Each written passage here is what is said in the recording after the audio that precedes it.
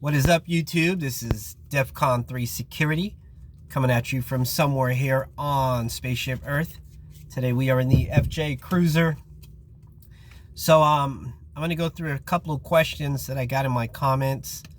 Man, I've made like 3 videos in 1 week. I'm doing pretty good. All right. First question comes from Alan Moyle. Moyol, I think. And he basically asked, why do we have these 8, 10, 12-hour shifts? Most jobs are 9 to 5, right? And they're 8 hours. In security, you can have a 12-hour shift. You can have a 10. My last site, was 14-hour shifts.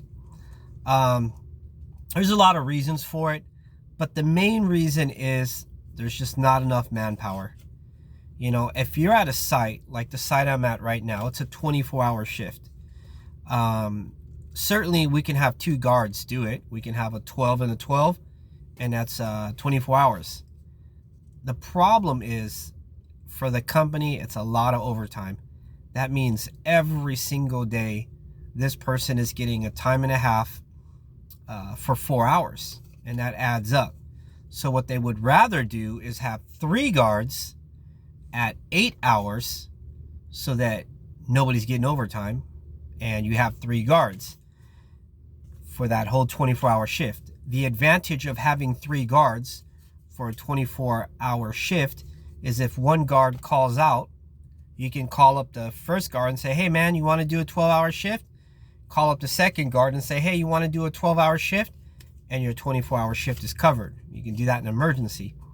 But if you only have 2 guards doing 12-hour shifts, one guy calls out, there's nobody to take a shift except that one guard that does the 12-hour shift, and there's no way he's going to do a 24-hour shift. So when you have it in like 8-hour increments, it's sort of better for everybody.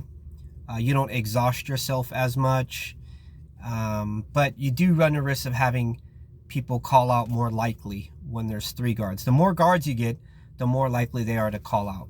So that's just kind of in a nutshell why we have an 8, 10, 12-hour shift. I didn't want to get into too much depth about it, but there you go.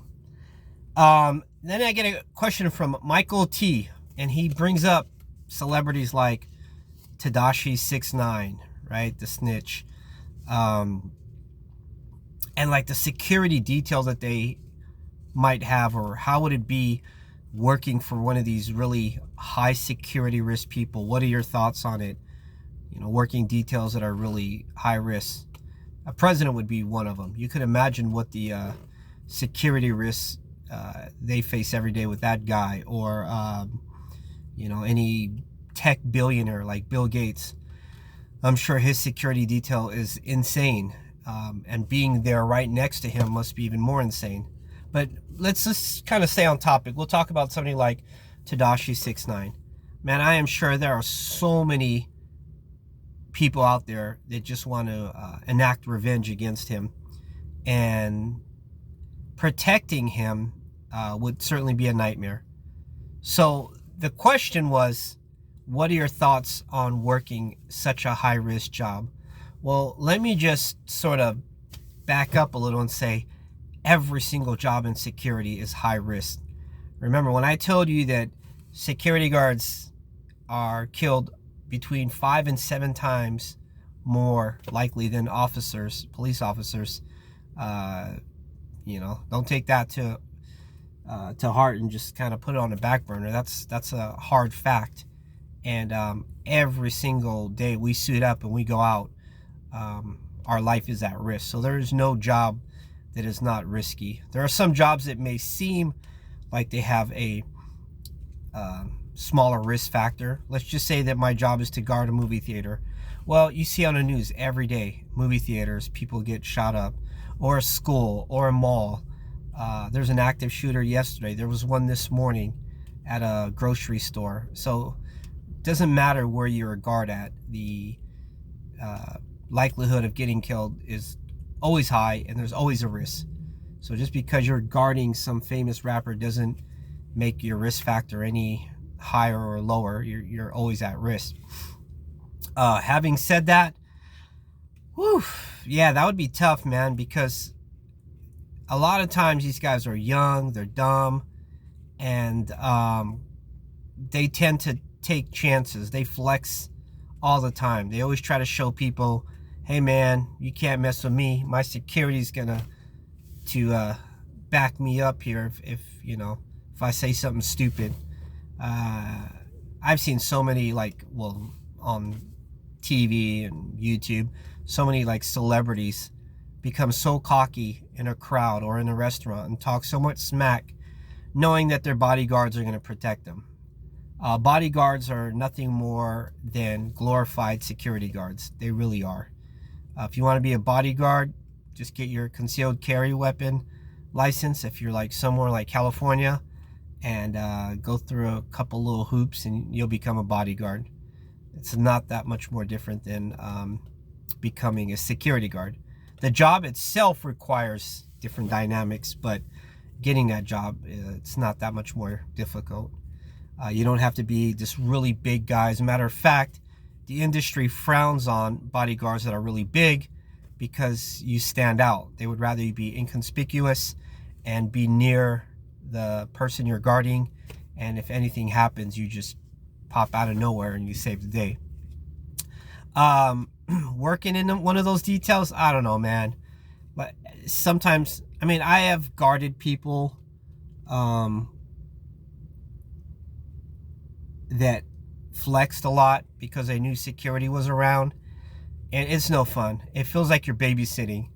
I've had employees that I worked at certain places. The employees would talk so much smack to the customers, knowing that I'm going to back them up if something happens. And that would kind of bother me. I'd be like, dude, just don't escalate just because you know I'm there. The last thing I want to do is intervene. Your main job is to observe and report, right? And where in my description does it say back you up and, you know, have guns blazing? So I think they fail to realize that I'm not really there to mitigate their problems. I'm just there as a visual deterrent to observe and report. Having said that, if you get a job working with one of these celebrities, especially ones that run their mouth a lot, you can expect to have a lot of trouble, no doubt. So me personally, yeah, if the money was there, I would do it. Why not? But I'd have to be in charge of our security detail. I'd have to make sure I get to handpick the guys to do it and know what's to be expected. It could be fun, you know, but at the end of the day, it's just another job.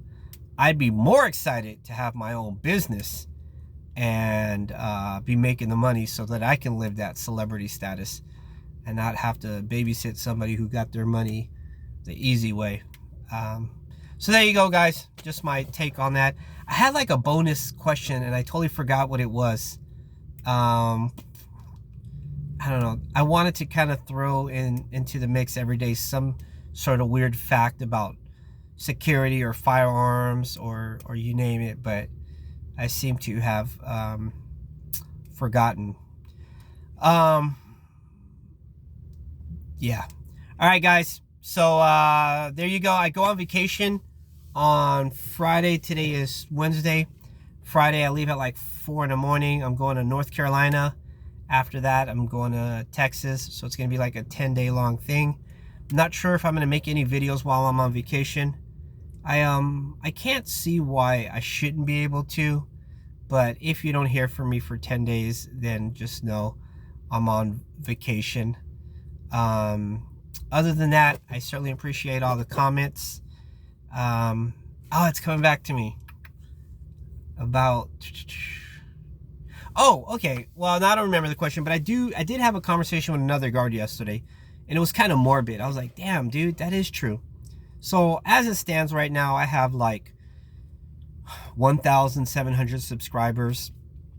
And it's just a weird thought to think that out of 1,700 subscribers, wouldn't you say it's safe to assume that maybe one or maybe 3 of these subscribers, people that interact with us every day, that watch this channel, that between 1 and 3 of those will die as a result of policing or just in a line of duty. You know, us guards live a very dangerous job. So at some point, there's going to be somebody that comments on his channel all the time, and one day they're not going to be commenting anymore, and I would never know why. And then the truth comes out, like, hey man, this guy was shot as a security guard. And that's just kind of like heart-wrenching. Like, damn, dude, there's people I interact on here on a daily basis, and there's some people that just literally disappear. We talk for a while, and then I don't hear from them anymore, and I'm like, man, I sure hope they're safe. It's just a scary thought. And I know that a few of you guys, since I hadn't made a video for a couple of months, there people were like, bro, I literally thought you died. And you know, so yeah, I'm still here. So that, for that reason, I always tell you guys, you know your value, know your worth, but be safe.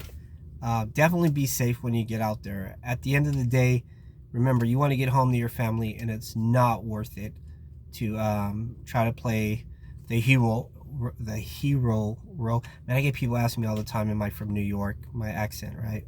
At the end of the day, you don't want to play that hero role and get yourself hurt or killed.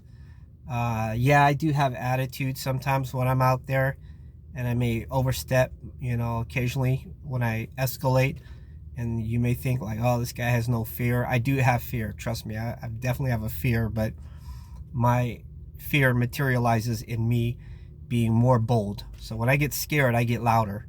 You know, just like a cat that's backed up into a space, he'll start to meow really loud when he's scared, because that's his defensive mechanism, and that happens to be mine. All right, guys, one last thing before we go. Funny topic. I was just reading this like meme, and it says, if I die, please have like 7 guys show up at my funeral, like Italian guys dressed in all black, take their hats off and be like, we're gonna miss you, boss, so that your family thinks you had something weird going on that they didn't know about, right? Like, have them look like mobsters and just show up at your casket and be like, hey boss, we're gonna really miss you. So anyways, I thought that was funny.